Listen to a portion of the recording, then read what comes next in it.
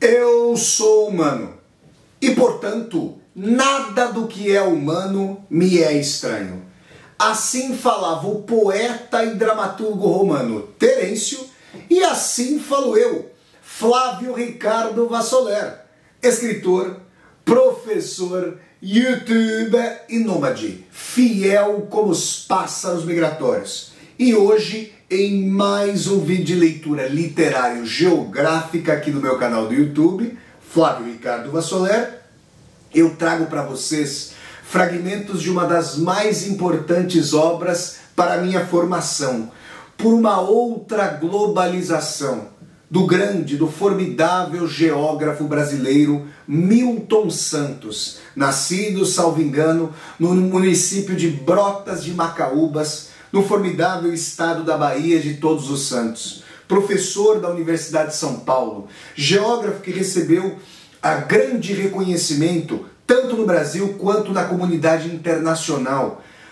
Milton Santos foi fundamental com seus livros para que eu pudesse aprender a dialética, os caminhos da dialética. E li Por uma Outra Globalização pela primeira vez no ano de 2002, na cidade de Porto Seguro, ali por janeiro de 2002. Nunca vou me esquecer dessa experiência e agora trago para vocês fragmentos da introdução de Por uma Outra Globalização do grande mestre Milton Santos. O mundo como fábula, como perversidade e como possibilidade. Vivemos num mundo confuso e confusamente percebido. Haveria nisso um paradoxo pedindo uma explicação? De um lado, é abusivamente mencionado o extraordinário progresso das ciências e das técnicas, das quais um dos frutos são os novos materiais artificiais que autorizam a precisão e a intencionalidade.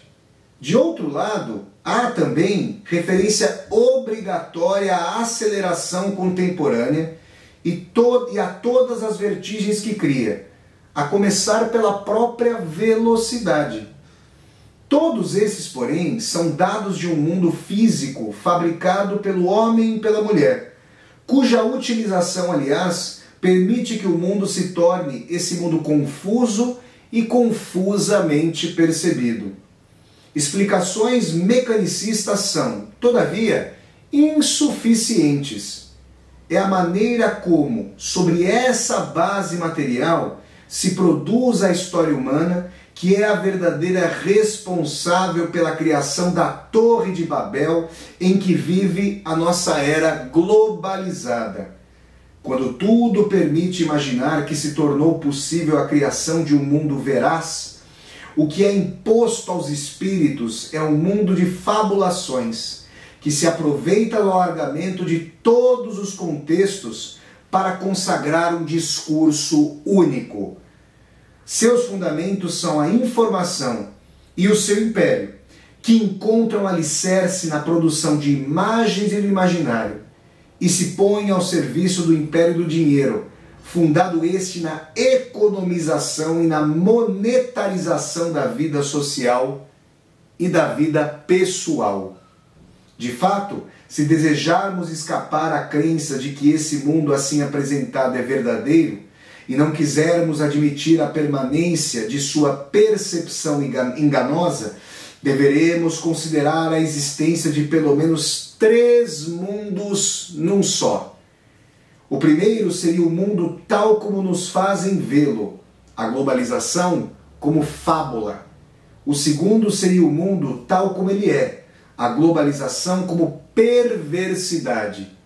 E o terceiro, o mundo como ele pode ser, uma outra globalização. O mundo tal como nos fazem crer, a globalização como fábula.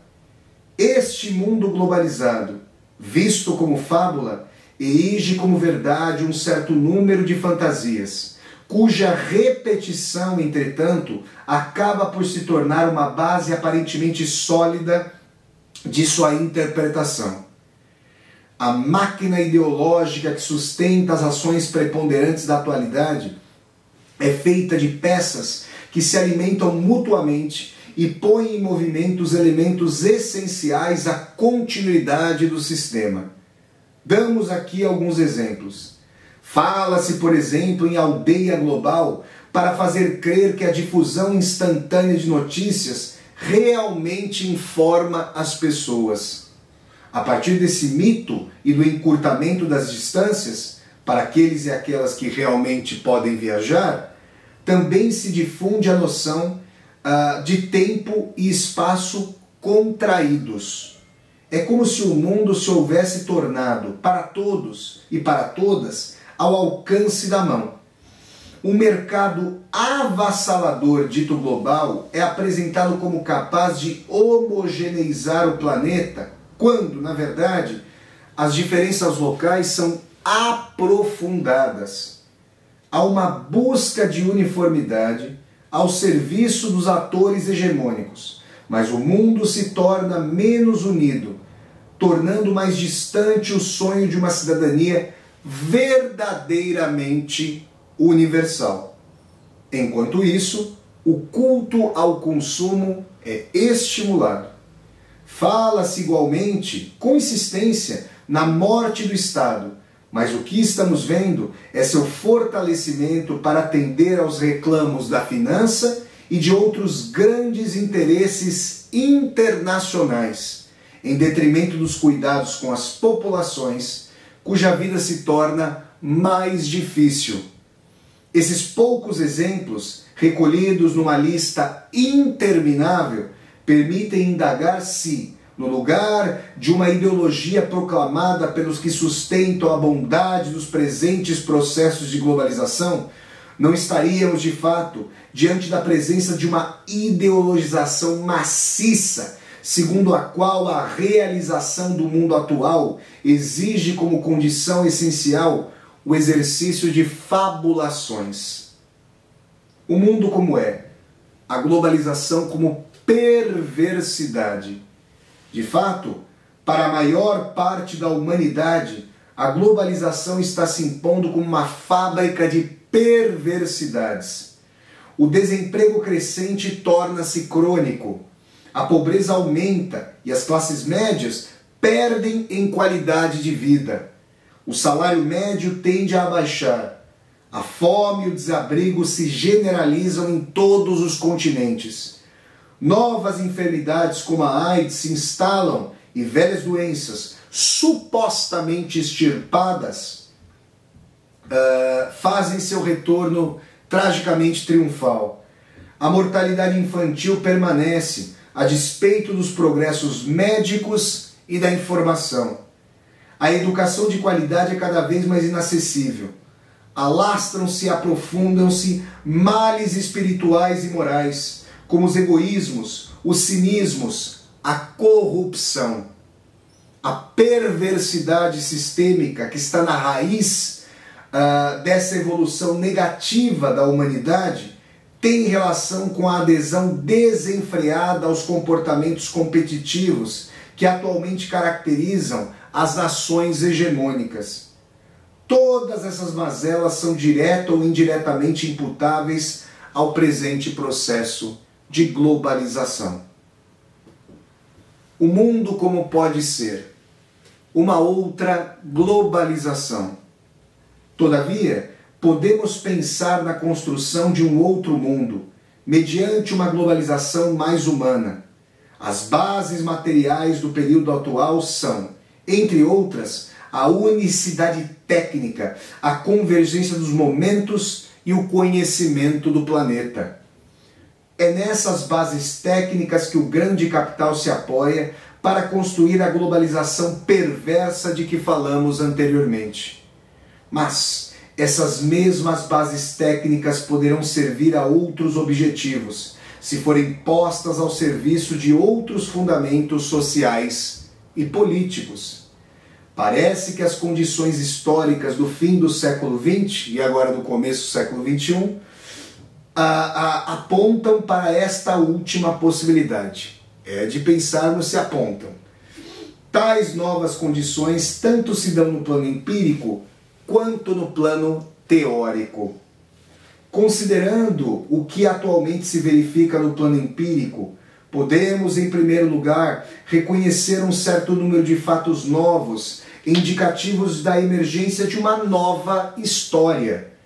O primeiro desses fenômenos é a enorme vinculação de povos, culturas, gostos em todos os continentes.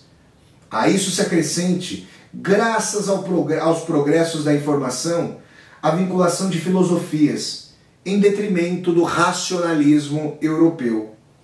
Um outro dado de nossa era, indicativo da possibilidade de mudanças, é a produção de uma população aglomerada em áreas cada vez menores, o que permite ainda maior dinamismo àquela vinculação entre pessoas e filosofias. As massas de que falava José Ortega y Gasset na primeira metade do século XX, no livro A Rebelião das Massas, de 1937, ganham uma nova qualidade em virtude da sua aglomeração exponencial e da sua diversificação. Trata-se da existência de uma verdadeira sociodiversidade, historicamente muito mais significativa do que a própria formação da atmosfera. Junte-se a esses fatos a emergência de uma cultura popular que se serve dos meios técnicos antes exclusivos da cultura de massas, permitindo-lhe exercer sobre esta última, sobre a cultura de massas, uma verdadeira revanche ou vingança. É sobre tais alicerces que se edifica o discurso da escassez, afinal descoberta pelas massas. A população aglomerada em poucos pontos da superfície da Terra constitui uma das bases de reconstrução e de sobrevivência das relações locais, abrindo a possibilidade de utilização, ao serviço das mulheres e dos homens, do sistema técnico atual. No plano teórico, o que verificamos é a possibilidade de produção de um novo discurso, de uma nova metanarrativa, um novo grande relato. Esse novo discurso ganha relevância pelo fato de que, pela primeira vez na história da mulher e do homem, se pode constatar a existência de uma universalidade empírica. A universalidade deixa de ser apenas uma elaboração abstrata na mente dos filósofos para resultar da experiência comum de cada homem e de cada mulher. De tal modo, em um mundo datado como o nosso, a explicação do acontecer pode ser feita a partir de categorias de uma história concreta. É isso também que permite conhecer as possibilidades existentes e escrever uma nova história. Pessoal, esses foram fragmentos formidáveis da obra Por uma Outra Globalização, do grande geógrafo, do grande intelectual, do grande professor da Universidade de São Paulo, Milton Santos. Repito, meu primeiro professor de dialética nesta vida. Grande Milton Santos, saudoso Milton Santos. Se vocês gostaram de mais esse vídeo de leitura literário-geográfica aqui do meu canal do YouTube, deem um like no vídeo, curtam o vídeo, disseminem esse vídeo pelas redes sociais para que nós possamos chegar a cada vez mais e mais pessoas. Se você está chegando ao meu canal aqui pela primeira vez, seja muito bem-vindo e bem-vindo. Eu peço que você se inscreva aqui no canal, toque a sinetinha para poder receber as notificações e deixe seu comentário aqui embaixo do vídeo para que nós possamos conversar. E mais, aqui embaixo desse vídeo você vai encontrar uma tecla chamada Seja Membro. Se você gosta das atividades aqui do meu canal, considere a possibilidade de, ao clicar na tecla Seja Membro, se tornar um membro ou uma membro humanista aqui do meu canal para contribuir financeiramente, segundo sua possibilidade, para este meu projeto de universidade aberta no YouTube. Então é isso, pessoal. Até o próximo vídeo de leitura literária, gente. Tchau, tchau!